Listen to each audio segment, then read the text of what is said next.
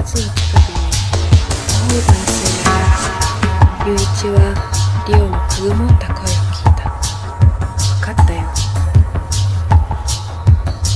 少しため息をつき、テーブルの上に置かれたリモコンを操作して光量を最小限まで絞る。なんでこんなに恥ずかしがり屋なんだろう。両手で顔を隠しながらしなやかな死体をくねらせるリオを見下ろし、ユイチはわずかに首をひねった。幼稚園の保育士をしているリオと付き合い始めて半年。毎日でもセックスしたいユイチに対し、リオが許してくれるのは3回に1回。それも電気を消した上に単位は正常位。フェラチオもクンニリングスもなしという味気ないセックスを繰り返している。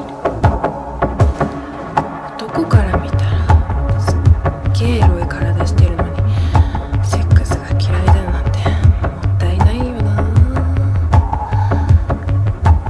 ズリズリズリズリ、ユイチの視線に気づいたリオが布団の中に体を滑らせた。瞬間、ほのかな明かりに照らされてリオの2つの乳房が浮かび上がる。それは手のひらに余るほど大きくはないが程よく丸みを帯び、尖った乳首はユイチの唾液で濡れていた。リオ、感脳を刺激されたユイチがむしゃぶりつくように右の乳首を口に含み、左手で形のいい膨らみをもみしだく。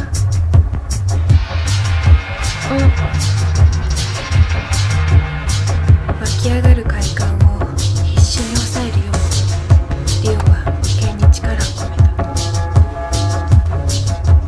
た。感じているような気はするんだけど、も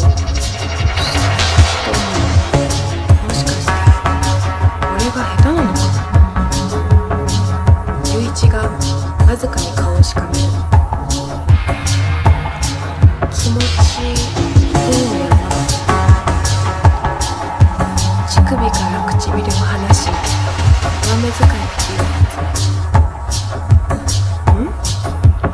結構いい顔してるぞ。もしかしたらこのままいけるか。心の中でガッツポーズをしたユイチは、いやと恥ずかしがるリオの下半身に手を伸ばして布越しに手のひらを押し付けると、割れ目に沿って指を這わせクリトリスを乱暴にこすり上げた。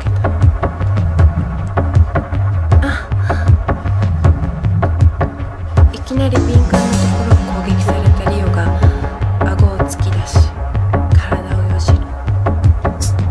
やっぱり感じてるんだよな。よし、今日こそ絶対にさせてやる。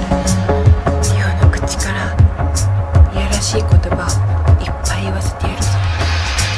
下半身を膨張させたユイチは布団を引き剥がすと淡いピンク色のパンティの中に指を差し入れた。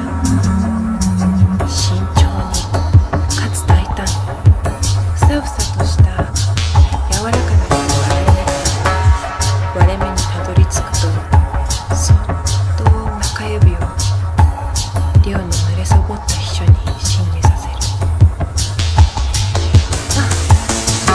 生めかしさを